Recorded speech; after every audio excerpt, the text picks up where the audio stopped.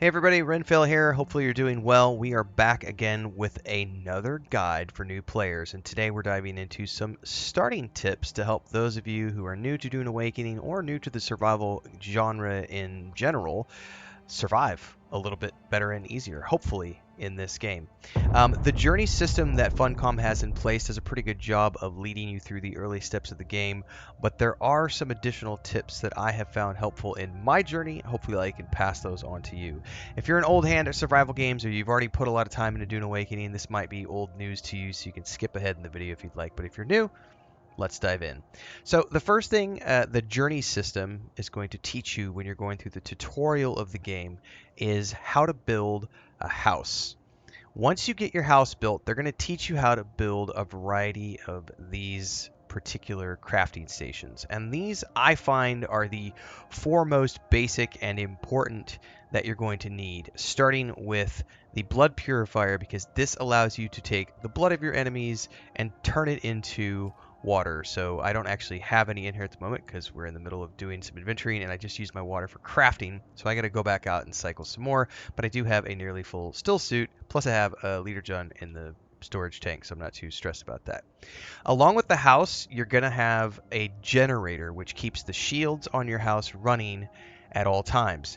We've got a lot of questions about this during today's stream in regards to what happens if I can't play for a few sessions. What's going to happen to my house? It is very important that if you don't play, if you're not going to be playing for a few days, you need to make sure that you go ahead and stockpile fuel cells in your tank. I believe you can stock up to 3 weeks of fuel cells into your generator. And this is what keeps the shields running. If the shields go off for any reason, the home is susceptible to storm damage, and as the Coriolis storms roll through, they will wear and tear on your building and eventually break it down. It's not immediate, you have time, but it is something that is going to take place over time. I'm listening to somebody's having some combat outside, which is good because we might actually need to go grab some of that blood to turn into water later on. So always remember to pick up fuel cells. If I could give one tip to every single new player, it's that the most important resource you're going to come across in the early stages of the game is going to be fuel cells, because these are used to fuel your generator. They're also used to create battery packs for your vehicles. And both of those are very, very important for keeping your home and your crafting stations and your supplies safe, and also keeping your bike at full speed so that you can continue to move around the desert quickly and efficiently. Outside of this is your fabricator, which is your 3D printer, which allows you to craft all sorts of different types of gear. And then, of course, your ore refinery, which allows you to refine all of your various bits and pieces. These are all of the starter versions of things. We've got some storage chests over here. And as you can see, you don't have to build a very big home. Mine is quite tiny. We can come out here and see. It's a very small place, but it's comfy, it's cozy, and it gives me exactly what I need. Now, the next most important tip I can give you, which is something that doesn't really get explained to you early on in the game, but I'm going to explain to you here, is you're going to go through here. There's something called a Solido replicator. And as you can see here, it says it's used to copy and reproduce the layout of a base.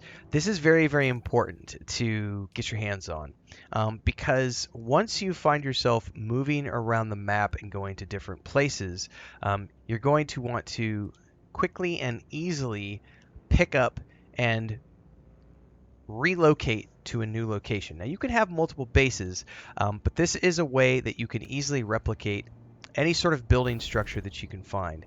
And so the first thing you have to do is, if you follow the tutorial system, it's going to teach you that you have to research things to learn the recipes.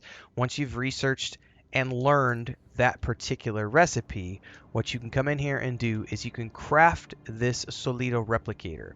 Once you've got this tool in your hand, you literally just point it at your base, click the button, it makes a copy, and it stores it on that device. Then when you go to a new location, you can then put that device in your hand, just pull it out, just like you would any of your other tools, like this one, for example. You would pull it out, you would point it at the area, and I'm using my vehicle one because it looks exactly like this. You're going to point it where you want to spawn the blueprint and click yes, and it's going to spawn the blueprint just like it would here, boom, I've spawned my vehicle in, and then I can come in here and essentially store my vehicle, and the vehicle is in this device in my hand. It's the exact same thing, only for your buildings. And that's very important for being able to quickly and easily pick up a base, put a base in a new location. Now, you still need to have crafty materials to fill in the blueprints, but it's a very quick and easy way to spawn something in place, fill it in, and get your base up and going in a matter of minutes, as opposed to needing to manually craft things bit by bit. Now, remember how I was saying earlier the importance of fuel cells? Anytime you see fuel cells, pick up the fuel cells.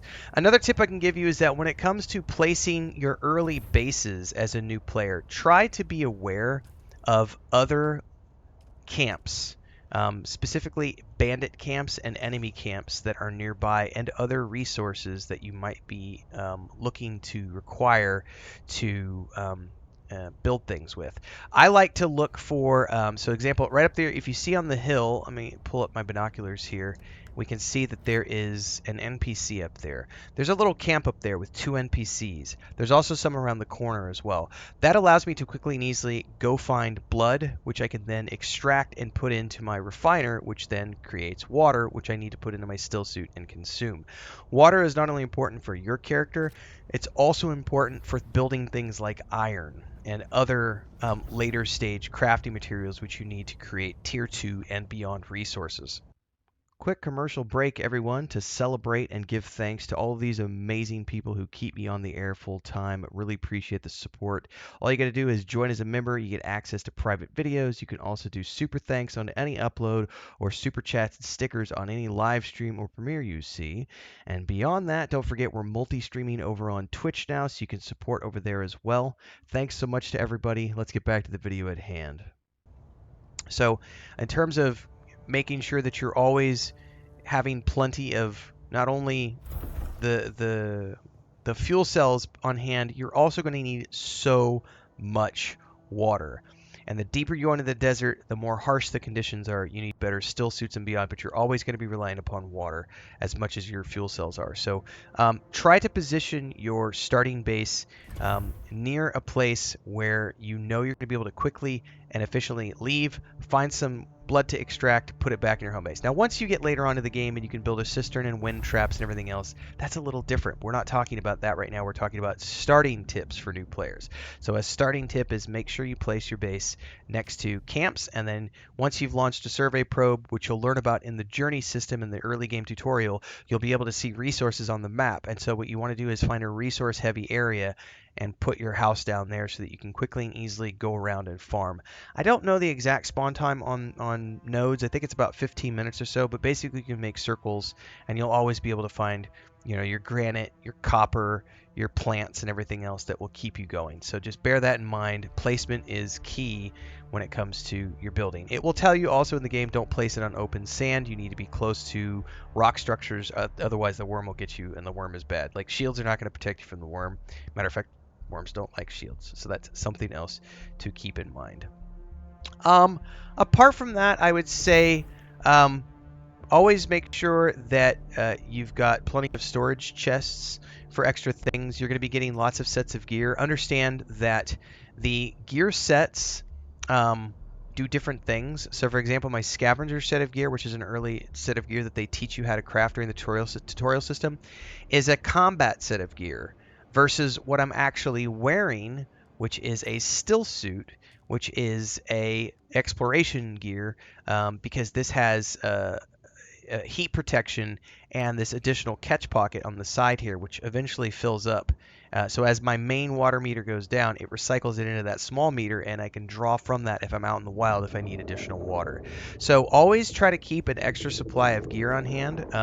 The way I do this is I have this scavenger set. If I know that I'm going to be going and doing some sort of combat, like I'm going to be going and getting some blood that's close by to my home, or if I know that I'm going to go do a run of like one of the Imperial stations to get some supplies, I will take a scavenger set of gear with me and just change into it as I'm entering the dungeon, get through all the combat, and when I get out again, I'll switch back to my stealth suit to then travel back to my base. In any case, that is an early guide, some starting tips for new players. I will, of course, be continuing to create guides as we play the game. So don't forget to check out the playlist below for all of the other guides I've done around Dune Awakening, the live streams, the playlists, the news coverage, and everything else. And if you found this helpful, don't forget to like, subscribe, and hit that bell icon so you never miss an update. And we'll see you in the next stream, which kicks off every single morning at 5 a.m. Central on YouTube and Twitch, because we're in both places at the same time. Stay safe out there, kids. Don't let the worm get you.